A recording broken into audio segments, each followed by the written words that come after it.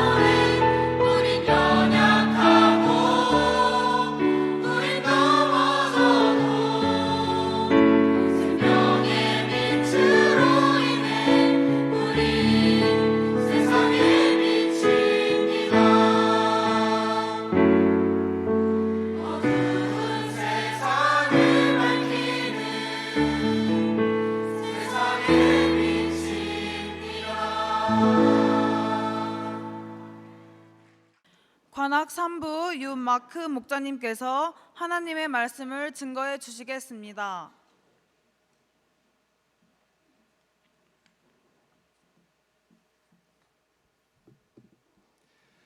네, 여러분 안녕하세요.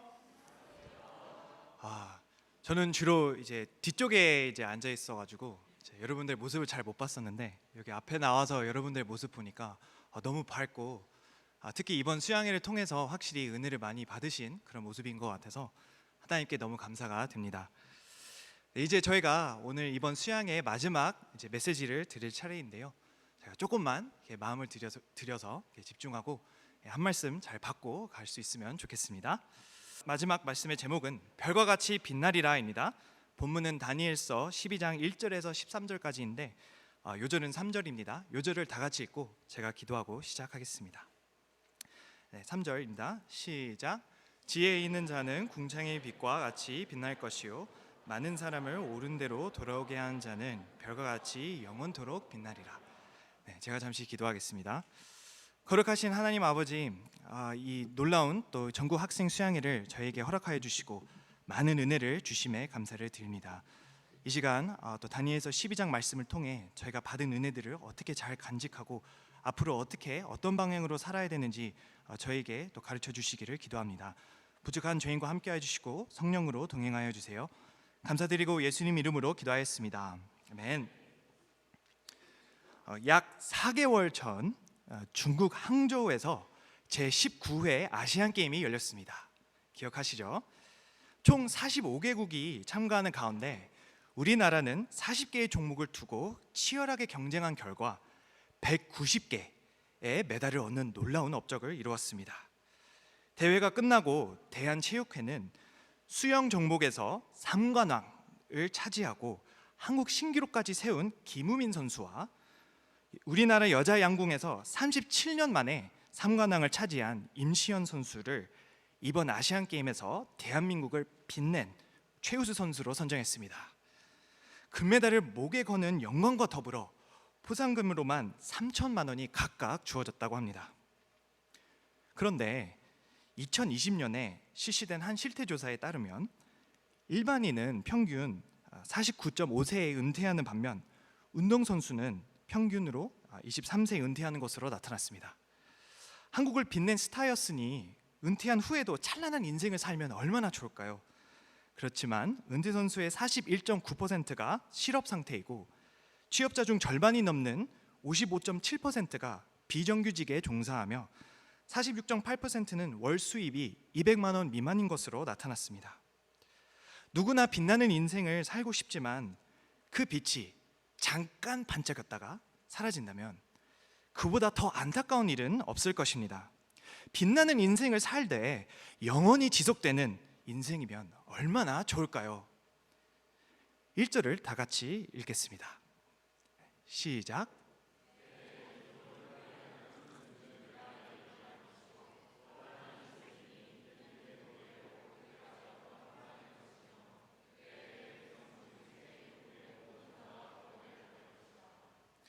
네, 1절을 보면 그때라는 단어가 3번이나 등장합니다.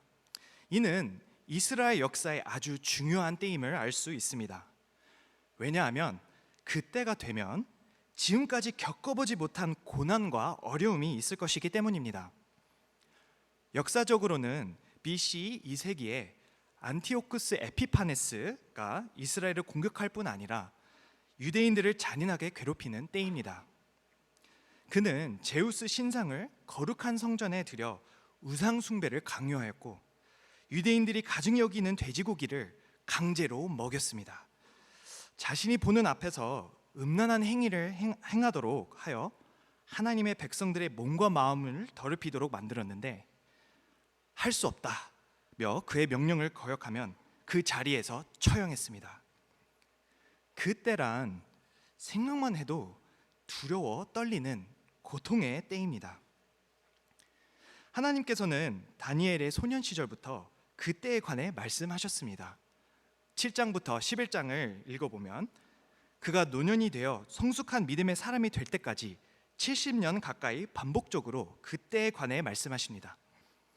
처음에는 대략적으로 말씀하셨지만 시간이 갈수록 점점 자세하고 선명하게 말씀하셨습니다. 하나님의 백성들이 그때를 준비하는 것이 매우 중요하기 때문입니다. 우리의 신앙은 평소에 다 괜찮아 보입니다. 하지만 그때를 맞이할 때 우리의 신앙이 시험을 당합니다. 고난을 견디고 승리하는 신앙인지 아니면 고난 속에서 나약한 신앙인지가 선명하게 드러납니다. 다니엘은 바벨론에서 유학 생활을 시작할 때에도 믿음으로 승리했지만 장성하여 페르시아의 최고위 관료가 되었을 때에도 사자굴에 던져지는 시험을 이겼습니다. 그는 소년 시절에만 반짝하는 스타가 아니었습니다. 다니엘의 믿음은 영원토록 빛을 잃지 않았습니다. 다시 1절을 읽어보겠습니다. 시작.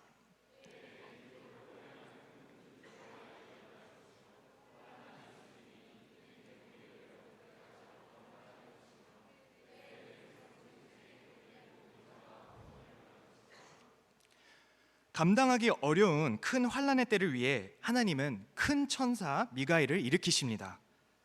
그때에 당할 엄청난 시련을 생각하면 두렵습니다. 하지만 하나님은 엄청난 시련을 능히 감당하고도 남을 만큼의 능력을 가진 큰 천사를 일으키십니다.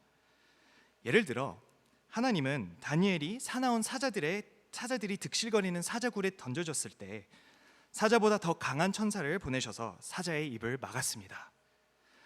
바벨론 이후에 일어날 제국들은 때론 사자 같고 때론 곰 같고 때론 표범처럼 사납고 강하지만 하나님은 위대한 천사 미가엘을 일으키셔서 사나운 맹수들의 세계에서 살아가야 할 하나님의 백성들을 보호하십니다. 그리하여 그 책에 이름이 적힌 사람은 하나도 빠짐없이 다 구원을 받도록 지켜주십니다. 우리는 이번 수양에서 많은 은혜를 받았습니다. 셋째 날 저녁 기도회의 은혜가 너무 커서인지 어젯밤에도 잠도 자지 않고 밤새 노는 분도 있었습니다. 우리 얼굴이 너무 환하게 빛이 나서 춘천센터 황사물 목자님은 선글라스를 끼고 우리를 봐야 할 것 같다는 농담도 하였습니다. 이번 수양에 참석한 사람이 예상보다 많아 숙소가 부족했습니다. 좁은 숙소에서 끼어 잠을 자도 다들 얼굴이 환했습니다. 첫째 날 스텝 목자님들은 여기서 한 20분쯤 떨어진 휴양림의 숙소를 잡고 주무셨는데 방이 시베리아 같이 추웠다고 합니다. 그래도 목자님들의 얼굴이 더 환하게 빛이 났다고 합니다. 그 책에 이름이 적혀 있는 분들이기 때문입니다. 우리에게 다가온 고난이 사자와 같이 강하지만 그보다 훨씬 강한 하나님의 은혜가 함께하기 때문입니다. 미가엘 천사보다 더 강력한 성령의 능력으로 살아가는 분들이기 때문입니다. 저는 2012년 하나님의 은혜로 서울대학교 사회과학대학에 합격했습니다. 서울대에 들어온 만큼 공부해서 인간관계에서 여러 활동에서 스타가 되고 싶었습니다. 그런데 아프리카 케냐에서만 평생 살다 온 저는 한국어가 딸려서 수업을 따라가고 과제를 완성하는 것이 어렵게 느껴졌습니다. 수백 장의 PPT를 다 외우지 못해 중간고사 시험을 거의 백지로 낸 적도 있고 10장짜리 기말보고서를 국문으로 써야 되는데 너무 막막해서 겨우 서론 결론만 쓰고 제출하기도 하였습니다. 한국 문화가 익숙하지 않아서 친구들의 대화에 끼는 것이 어려웠고 저는 결국 학교 식당에서 밥을 혼자 먹을 때가 많았습니다. 이런 저는 게임의 세계로 현실 도피하기 시작했습니다. 밤낮이 바뀌자 저는 아침에 잠깐 자고 오후에 수업을 겨우 출석하다가 늦은 오후나 저녁이 되면 다시 짜릿한 즐거움을 찾아 PC방에 달려가기를 반복했습니다. 현실에서 스타의 삶을 살지 못하니까 게임의 세계에서라도 스타로 인정받으며 바닥난 저의 자존감을 어떻게든 채워보고자 하였습니다. 저는 동시에 중학교 때부터 음란물의 세계에 눈을 뜨며 중독되게 되었습니다. 현실에서의 어려움과 스트레스를 게임과 음란물로 풀었습니다. 그 결과 이성을 제대로 바라보지 못하고 마음에 온갖 더러운 생각들이 가득하였습니다. 이것이 죄라는 것을 알았지만 죄를 이겨낼 힘이 없었고 다른 사람들도 다 한다며 합리화를 쉽게 하였습니다. 결국 학사 경고를 받으며 삶의 모든 의욕을 잃었고 스타와 정반대의 삶을 살며 하루하루의 쾌락만을 추구하는 비참한 인생을 살게 되었습니다. 예수님은 이런 저를 외면하지 않으시고 2014년 여름 바이블 캠프에서 요한복음 21장 네가 나를 사랑하느냐 말씀으로 저를 만나 주셨습니다. 그동안 저는 옳은 길을 가고 있다고 스스로 자만하여 살아왔지만 실상은 죄와 허물밖에 없는 저의 모습이 하나님 앞에 너무 부끄러웠습니다. 그래서 예수님의 사랑을 받을 자격이 없다고 생각했습니다. 그런데 예수님은 십자가에서 저의 모든 죄를 대신하여 죽으시고 저를 찾아와 뜨거운 숯불 사랑으로 저를 여전히 사랑하신다고 말씀하셨습니다. 그리고 놀라운 것은 너무나 자격 없고 부족한 저의 사랑이지만 그럼에도 저의 사랑 고백을 원하시는 예수님의 사랑과 진심이었다는 사실입니다. 예수님의 용서와 사랑의 진심이 느껴지자 딱딱하고 굳어있던 제 마음이 녹아내렸습니다. 여름 캠프 이후 저는 예수님의 사랑에 너무 감동하고 또 구원해 주신 은혜가 너무 감사하여 10페이지가 넘는 소감으로 저의 모든 죄를 솔직하게 적고 회개하였습니다. 대학 생활의 어려움보다 훨씬 더 큰 은혜가 제게 임하자 사자와 같은 캠퍼스 생활의 어려움이 문제가 되지 않았습니다. 은혜보다 강한 고난이 없고 성령의 능력보다 강한 유혹이 없습니다. 은혜 안에서 모든 것을 이길 수 있습니다. 2절을 다 같이 읽어보겠습니다. 시작.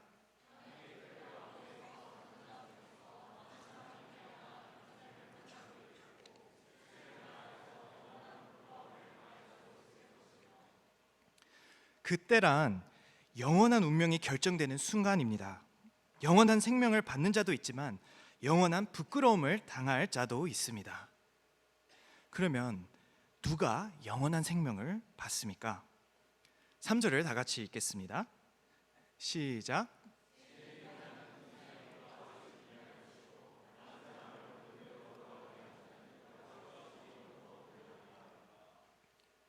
일장에서 느부갓네살 왕은 흠이 없고 용모가 아름다우며 모든 지혜를 통찰하며 지식에 통달하며 학문에 익숙한 소년들을 뽑아서 자신을 섬기게 하였습니다. 우리도 좋은 대학을 나오고 좋은 전공 공부를 열심히 하고 좋은 직장을 구하여 열심히 돈을 벌고 재테크 등을 통해 물질을 모은 다음에 결혼과 자녀에 투자하고 나중에는 편안한 노후 생활을 보내는 사람을 지혜로운 사람이라고 생각하기 쉽습니다. 하지만 성경이 말하는 지혜로운 사람은 그런 사람이 아닙니다. 아무리 상황이 어렵고 힘들어도 믿음을 끝까지 버리지 않는 자가 지혜로운 사람입니다. 고난할 때에 하나님께 자신을 맡기고 더 헌신할 수 있는 사람이 지혜로운 사람입니다. 이창모 목자님은 겉으로는 좋아 보이는 기회 속에 숨어있는 영적 위기를 볼 수 있는 사람을 지혜로운 사람이라고 하셨습니다. 마지막 때가 가까워질수록 그런 유혹이 점점 강해집니다. 은혜가 풍성한 수양관을 떠나 맹수들이 득실거리는 세상 속으로 나가면 그런 유혹이 점점 강해집니다. 우리가 그런 유혹으로부터 자신을 지키기 위해서는 이번 수양회를 통해 하나님께 드린 작은 결단을 기억하는 것이 중요합니다. 작은 결단을 기억하고 마음속에 소중하게 간직하는 사람이 지혜로운 사람입니다. 그런 사람은 궁창의 빛과 같이 빛이 납니다. 또한 그런 사람은 많은 사람을 옳은 대로 돌아오게 할 수 있습니다. 동방 박사들을 예수님께로 인도했던 그 별빛처럼 사람들을 예수님께로 인도합니다. 부족하지만 한 사람을 인도해 보면 두 사람을 인도할 수 있고 두 사람을 인도해 보면 세 사람을, 그래서 많은 사람을 옳은 대로 인도할 수 있습니다.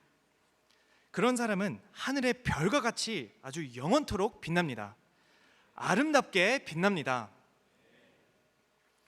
하나님은 2014년 여름에 은혜를 받았던 저를 같은 해 가을 바이블 아카데미에서 메신저를 세워주셨고 누가복음 5장 깊은 데로 가라 메시지를 전하게 하셨습니다.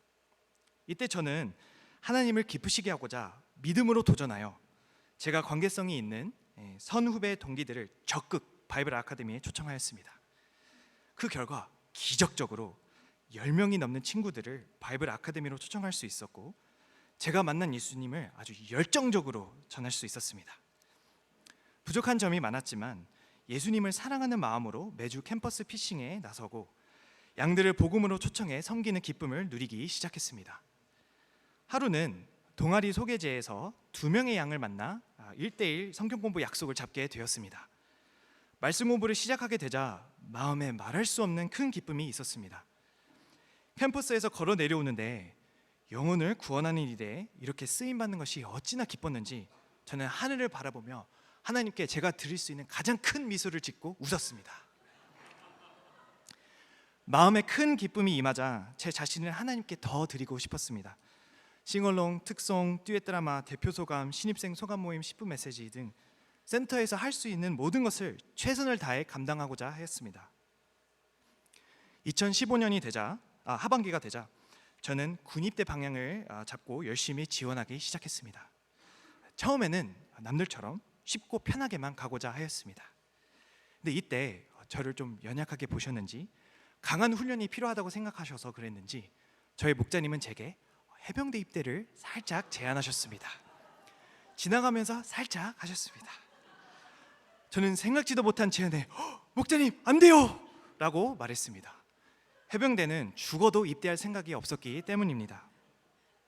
그런데 하나님은 그해 겨울 방학에 참여한 고린도후서 특공대 말씀 공부를 통해 제 마음을 서서히 조금씩 섬세하게 움직이기 시작했습니다.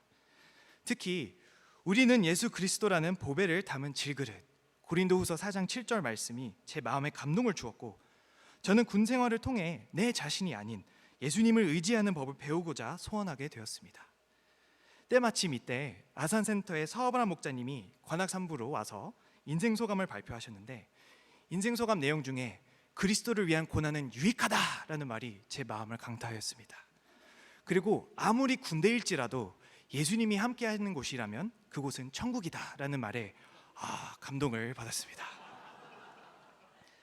저는 그렇게 마음을 돌이키고 해병대에 지원하기로 하였습니다. 이 사실을 부모님에게 말씀드렸는데 저희 아버지는 엄청 걱정하시며 제게 안 된다고 말씀하셨습니다.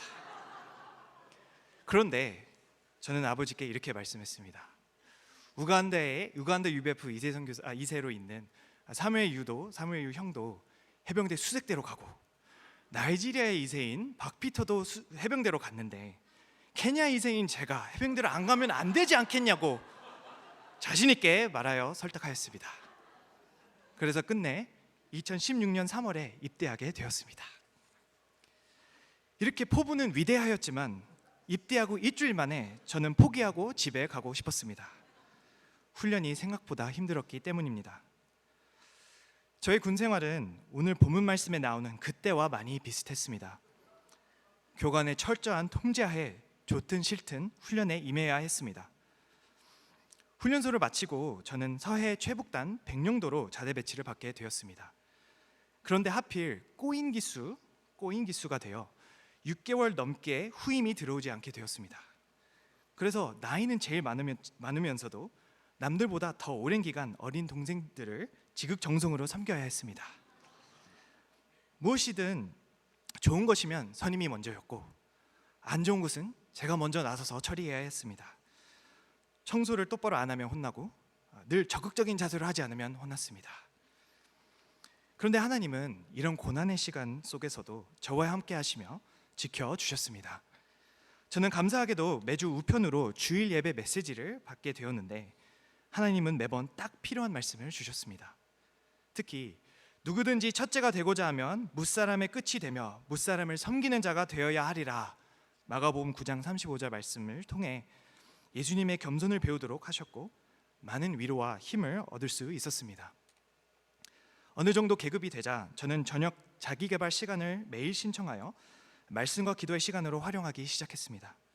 그러자 하나님은 이 시간을 축복해 주시고 막막한 군 생활 가운데 살아갈 지혜를 주셨습니다. 그래서 저를 괴롭혔던 선임을 용서하고 오히려 성경 공부로 초대하는 마음을 주기도 하셨고, 모두가 미워하는 후임을 사랑으로 대하고 품을 수 있는 지혜를 주기도 하셨습니다. 이런 과정에서 하나님은 토요일 오전 시간을 활용해 그룹 바이블 스터디 모임을 만들어야겠다는 마음을 주셨습니다. 그래서 주말 자유 시간을 이용해 토요일마다 바이블 카페를 열어 선후임 동기들을 초청하고 저희 목자님이 만든 EBSL 교재를 활용하여 말씀 공부를 인도하였습니다. 그러자 어느 순간 10명 이상이 매주 꾸준히 바이블 카페에 참석하게 되었습니다. 십자가 말씀을 공부한 이후에는 다 같이 소감을 써서 발표하기도 하였습니다. 군에서도 이렇게 말씀 공부를 할 수 있다는 것이 신기하였으면서도 동시에 서해 최북단 백령도에도 복음이 필요한 이들이 있다는 것을 체험할 수 있었습니다. 2017년 어느 날 자기개발 시간을 활용하여 말씀과 기도의 시간을 가질 때 언뜻 달력을 보니 그 해 추석 연휴가 아주 황금 연휴로 연날하시는 날이 많다는 사실을 발견하였습니다. 특히 공휴일에는 부대에서 별도 훈련이 없이 모두 자유시간으로 주어졌기 때문에 연달아 쉬면 병사들이 분명 무료해질 것이 뻔했습니다. 그래서 이 기회를 살려 바이블 콘서트를 기획해보면 좋겠다는 아이디어가 생겼습니다. 부대 내에서 제약이 많았지만 저는 그럼에도 불구하고 부지런히 계획하고 준비하기 시작했습니다. 저는 바이블 카페에 꾸준히 참석한 멤버들을 동원하여 듀엣 드라마와 특성과 사회를 준비하였고 결국 50명이 넘는 중대원들 전원에게 누가복음 5장 깊은 데로 가라 메시지를 전하였습니다. 하나님은 이를 기뻐하셨는지 중대장님의 마음을 움직여 바이블 콘서트를 부대 공식 행사로 등록해 주시고 특송 MR을 위해 자신이 가지고 있던 블루투스 스피커를 흔쾌히 빌려주셨습니다. 하나님께 마음을 드릴 때 불가능해 보이는 군부대 내에서도 이렇게 바이블 콘서트를 열 수 있도록 도와주시는 하나님께 감사가 되었고 부대원들에게 복음을 전할 수 있다는 것이 큰 기쁨으로 다가왔습니다. 많은 이들을 옳은 대로 돌아오게 하는 삶의 기쁨을 알게 하시고 또 젊은 시절 영원한 스타가 되는 삶을 살게 하신 하나님께 감사와 찬양을 돌려드립니다. 하나님이 다니엘을 부르셨듯 이제 우리를 이 찬란하고 영광스러운 삶으로 부르십니다. 이 말씀이 어찌나 중요했는지 4절을 보면 하나님은 다니엘에게 이 말을 마지막 때까지 간수하고 이 글을 봉함하라고 말씀하십니다.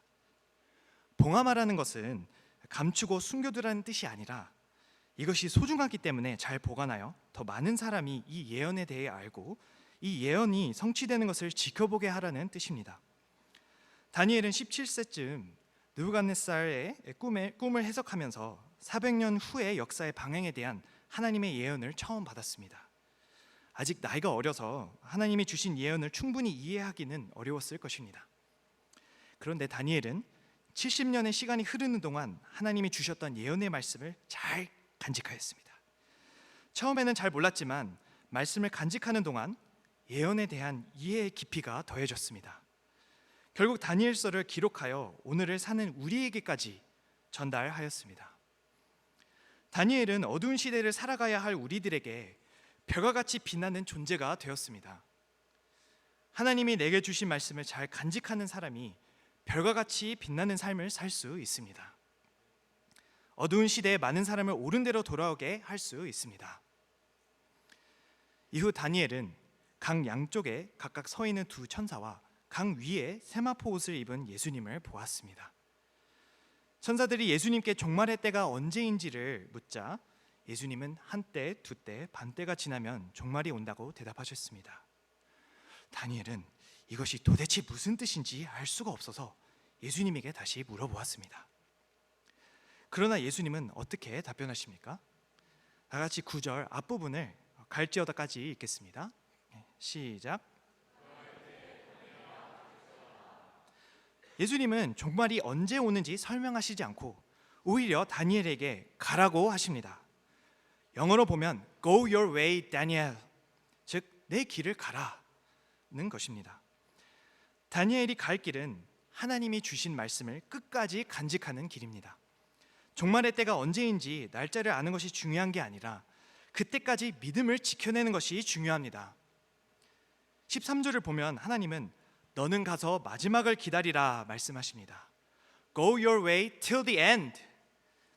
우리가 당장 눈앞에 보이는 반짝이는 것을 따라 살기가 쉽습니다. 그러나 주님이 말씀하신 마지막을 기다리며 살고 영원토록 빛나는 삶 살 수 있기를 간절히 기도합니다. 제가 기도하고 마치겠습니다. 거룩하신 하나님 아버지 감사합니다. 다니엘서 말씀을 통해 저에게 놀라운 앞으로의 일어날 일들을 가르쳐 주시니 감사합니다. 저희가 이번 수양회를 통해 그동안 받은 놀라운 말씀들을 잘 간직하고 다시 세상으로 돌아갈 때 믿음을 굳게 지키며 끝까지 하나님의 귀한 또 밝게 빛나는 귀한 자녀들로 살 수 있도록 도와주시기를 기도합니다. 모든 것을 감사드리며 예수님 이름으로 기도하였습니다. 아멘.